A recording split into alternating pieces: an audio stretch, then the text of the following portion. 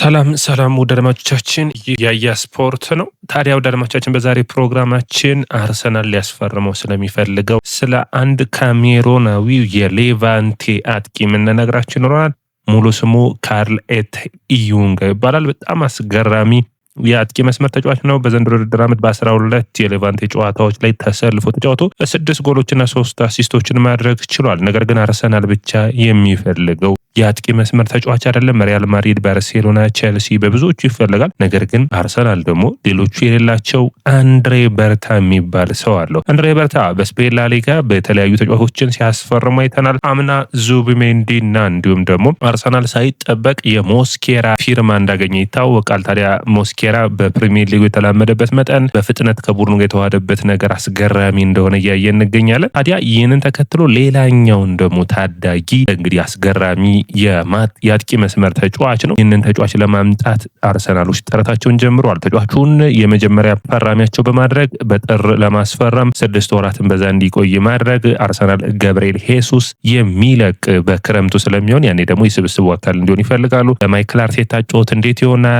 ካርል ኢዩንጋ ማን ነው? እነዚህንና የተለያዩ መረጃዎችን አጠናቅረንላችሁ ለተጫዋቹ መጣናል። ወደ አድማጮቻችን ያያ ስፖርትን ታዲያ ላይክ፣ ሼር፣ ኮሜንት፣ ሰብስክራይብ ማድረጋችሁን አትርሱ። እናንተ ሰብስክራይብ፣ ላይክ፣ ሼር፣ ኮሜንት ነው እኛን እንድንበረታና እንድንሰራ የሚያግዘን። ስለዚህ በሱ በኩል እናንተ ደግሞ ጠንከራ አድርጋችሁ አስተያየታችሁን እንዲሁም ደግሞ ያላችሁን ሁኔታ አስቀምጡልኝ። እንግዲህ ይህ የ22 ዓመት ካሜሮናዊ አጥቂ ብዙዎቹ ይህንን ተጫዋች ከሳሙኤል ኢቶ ጋር ያመሳስሉታል። በጣም አስገራሚ ነው። ከሳሙኤል ኢቶ ጋር ተያይዞ አርሰናል በማዮርካ በሚጫወትበት ጊዜ አርሰን ዌንገር ለማስፈረም ብዙ ነገሮችን አድርገው እንደነበርና በመጨረሻ እንዳልተሳካ ታውቃላችሁ። ስለዚህ አርሰናል ያኔ በ2000ዎቹ መጀመሪያ ያመለጠውን ሳሙኤል ኢቶ ደግሞ የሚያገኘውን በማይክል አርቴታ ስር አንዱ የሚጠበቅ ነው የሚሆነው። እንግዲህ ሙሉ ስሙ ካርል ኤድዋርዶ ቢለሲ ኢዩንጋ ይባላል። 22 ዓመቱ ላይ ይገኛል። የተወለደው ዱዋላ ካሜሮን ነው። 1.81 ቁመቱ ይረዝማል። ከአማካይ መስመር ነው ወደ አጥቂ መስመር ራሱን የቀየረው። አሁን በሌቫንት እየተጫወተ ይገኛል። በክለቡ 21 ቁጥር ማሊያን የሚለብሰው ኢዩንጋ አስገራሚ የእግር ኳስ ክህሎት ያለው ነው። ታዲያ ከካሜሮን የታዳጊ ማዕከላት ወጥቶ መጀመሪያ ብዙ ኃላፊነቶችን ብዙ ሁኔታዎችን ውሳኔ መወሰን ሲጠበቅበት በ18 ዓመቱ ወደ ካልዲዝ የቢ ቡድን ያቀናበት በካልዲዝ ቢ ቡድን ጥሩ ፐርፎርም ለማድረግ የሞከረበት በዋናው ቡድን ለመጫወት ባይችልም በቢ ቡድኑ ግን 46 ጨዋታዎችን አድርጎ 14 ጎሎችን በ2023 2024 የውድድር ዓመትን ማሳለፍ ችሏል። ካዲዝ በዋናው ቡድን ውስጥ 2 ጨዋታዎችን ብቻ ነው ማድረግ የቻለው። በ2024 25 ደግሞ በሚገርም ሁኔታ ቪያሪያሎች ይህንን ተጫዋች በ1 ሚሊዮን ፓውንድ ማስፈረም ቻሉ። ታዲያ ቪያሪያል በቢ ቡድን ውስጥ ይህንን ተጫዋች ተጠቅሞበት በ30 ጨዋታዎች 19 ጎሎችን ማስቆጠር ችሏል። ታዲያ ይሄኔ ነበር ይህ ተጫዋች ወደ አጥቂ መስመር መሄድ እንዳለበት የተረዳው። ኢንስቲንክቲቭ ወይም ደግሞ ቅጽበታዊ የሆነ የአጨራረስ ፐርፎርማንስ ማሳየቱን የቀጠለው። ታዲያ በቪያሪያል ዋናው ቡድን 7 ጨዋታዎችን ብቻ አድርጎ 2 ጎሎችን ያስቆጠረው። ታዲያ አምና ሌቫንቴዎች ይህንን ተጫዋች በ5 ሚሊዮን ዩሮ ማስፈረም ቻሉ። በሌቫንቴ በዘንድሮ ውድድር ዓመት ታዲያ በ12 ጨዋታዎች 6 ጎልና 3 አሲስቶችን ማድረግ ችሏል። ለካሜሮን ብሔራዊ ቡድን መጫወት ችሏል። 3 ጊዜ መሰለፍ የቻለበት ዓመት ነው። ታዲያ በዘንድሮ ውድድር ዓመት ሌቫንቴ ይህንን በጣም በደካማው ሌቫንቴ ቡድን ውስጥ ውጤታማ ሲሆን ተጫዋች እየታየ ነው። ታዲያ ሪያል ማድሪድ ላይ ጎል አስቆጥሯል። ባርሴሎና፣ ሪያል ማድሪድ የዚህ ተጫዋች ፈላጊ ሆኗል። እንግዲህ ዋጋው እስከ 30 ሚሊዮን ዩሮ የሚገመት ነው። ነገር ግን ድርድሮች ተደረገው በ20 ሚሊዮን ዩሮ አርሰናል ሊያስፈርመው ይችላል ተብሎ ይገመታል። ታዲያ ይህ ተጫዋች እንግዲህ እስካሁን ለመጀመሪያ ጊዜ ነው ያለው። የመጀመሪያዎቹን አሁን እስከ ጥር ድረስ ብንወስደው እስከ 6 ወር ነው የሚያሳልፈው። በላሊጋው ብዙ ጨዋታዎችን ማድረግ አልቻለም። ነገር ግን በአጠቃላይ በተጫዋችነት ሂደቱ 72 ጨዋታዎችን አድርገው 28 ጎሎችን ያስቆጠረው ጥሩ የሚባል ፐርፎርማንሱ ነው ማለት ይቻላል። ምን የተለዩ ብቃቶች አሉት ካላችሁኝ በተለያዩ ቦታዎች መጫወት መቻሉ፣ ጠንካራ የሆነ ሹትና ጎል የማስቆጠር ብቃቱ በጣም አስደማሚ ሆኖ ይታያል። ታዲያ ኢዩንጋ በአጠቃላይ ድክመቱና ጥንካሬውን ካየን መጀመሪያ ከጥንካሬውን ጀምር በጣም ፈጣን ተጫዋች ነው።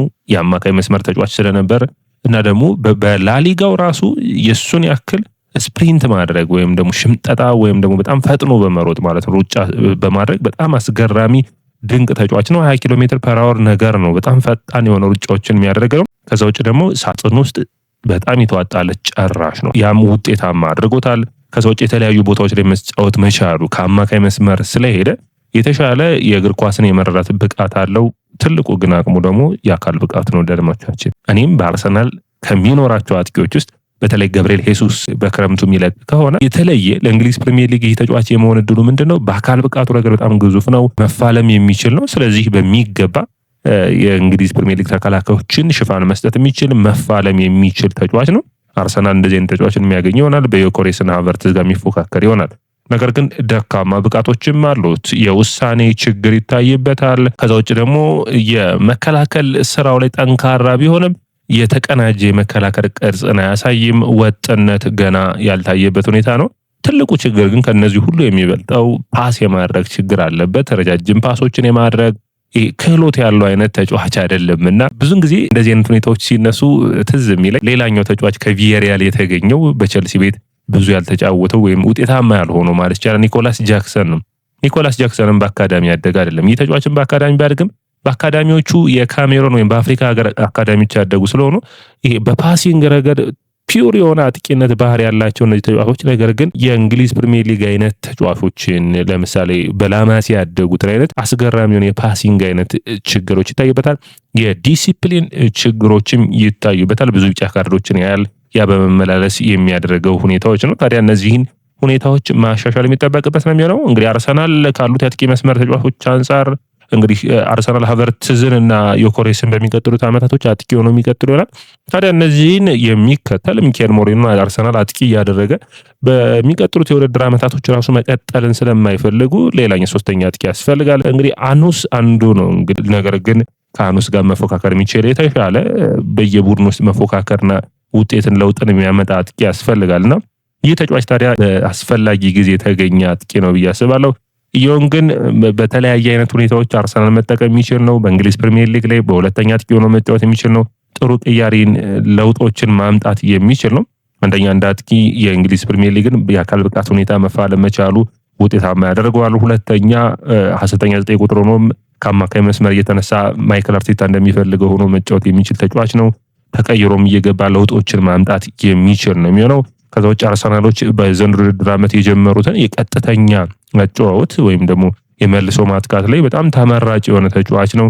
ማይክል አርቴታ እንደሚፈልገው የተለያዩ ቦታዎችን መሸፈን መቻሉ፣ ታዳጊ ተጫዋች መሆኑ ብዙ ቅራኔዎችን ቤንች ላይ ቢቀመጥ የማያነሳ ስለሆነ ያንን በሚገባ ማይክል አርቴታ ማገዝ የሚችል ይሆናል ብዬ አስባለሁ። ይህ ተጫዋች ከማን ጋር ይመሳሰላል ካላችሁኝ ቪክቶር ኦሲሜንን የሚመስል አይነት ባህሪ ያለው፣ ገብርኤል ሄሱስ እንዲሁም ደግሞ ኒኮላስ ጃክሰንን ጋር የሚመሳሰል ባህሪ ያለው። በተለይ ከጃክሰን ጋር የፓሲንግ ሬንጃቸው ጥሩ አይደለም። ነገር ግን ሁለቱም በአጥቂ መስመር ላይ ከጃክሰን የሚለየው በአካል ብቃቱና በፍጥነቱ ረገድ ከጃክሰን ትንሽ ፈጠን የሚለው ነገር ግን ብዙዎቹ ከካሜሮናዊ ተጫዋች ሌላኛው ከሆነው ሳሙኤል ኢቶ ጋር ያመሳስሉታል። በጣም ጨራሽ አይነት ነው። ኢቶ በእግር ኳስ ክህሎቱም የሚደነቅ ነው። ክህሎቱ ላይ ትንሽ የሚቀረው ኢታያንግ ያለው ክህሎት ላይ በጣም የሚያተኩረው ግን በአካል ብቃቱ ላይ ነው። በእነዚህ ሁኔታዎች ታዲያ ተመሳሳይነቶች ይታያሉ። በአጠቃላይ ታዲያ አርሰናል እንግዲህ በሚቀጥሉት ጊዜያቶች አንድሬ በርታ አንዱ ሊሰራው የሚጠበቀው ያለቁ የተጠናቀቁ አይነት ተጫዋቾችን አርሰናል ሲያስፈርም ላናየው የምንችልበት እድሎች ይመጣሉ ብዬ አስባለሁ። አርሰናል ከዛ ይልቅ ታዳጊ ተጫዋቾች ላይ የሚያተኩር በፍጥነት ቡድን ውስጥ ማግኘት የሚችሉ በተለይ አሁን አርሰናል ሞስኬራን ሲያስፈርም ያገኘውን እድል አይነት እንደዚህ አይነት ሁኔታዎች ላይ ትልቅ ስራዎችን ከአርሰናል በኩል የሚጠበቅ ነው። ያንንም ያደርጋሉ ብዬ የማስብ ነው የሚሆነው። እንግዲህ በአጠቃላይ የዚህ ተጫዋች ክህሎቶች እንዳሉ ሆነው መነሳት የሚጠበቅባቸው ነጥቦች አንስቻቸዋለሁ። ነገር ግን አርሰናሎች ይህንን ተጫዋች በቀላሉ ያገኙታል ተብሎ አይጠበቅም። አንደኛው እንግዲህ ከቸልሲ ጋር አንዱ ይፎካከራሉ ማለት ነው። ጠንካራ የሆነ ፉክክር ይጠበቃቸዋል። ከእንግሊዝ ፕሪሚየር ሊግ ካሉ ቡድኖች ማንቸስተር ሲቲ የዚህ አጥቂ አድናቂ ነው። ነገር ግን ከሪያል ማድሪድ እና ባርሴሎናም ጠንካራ የሆነ ፍላጎት አላቸው። በተለይ ባርሴሎና የዚህ ተጫዋች አድናቂና እንዲሁም ንግግሮች እንዳደረገ ይታያል። አንድሬ በርታ ደግሞ ከላሊጋ ካሉ ቡድኖችና ተጫዋቾች ጋር እንዲሁም ደግሞ ያለው የምልመላ አይነት ኃላፊነቱ በሚገባ መወጣት የሚችል አይነት ሰው ነውና ይህንን ሁኔታና አርሰናሎች ተጫዋቹ እንዲያስፈርሙት የበርታ መኖር ትልቁን እድል የሚፈጥር ይሆናል ብዬ አስባለሁ። ወዳጆቻችን ይህ የያ ስፖርት ነው። የያ ስፖርትን ላይክ፣ ሼር፣ ኮሜንት፣ ሰብስክራይብ ማድረጋችሁን አትርሱ።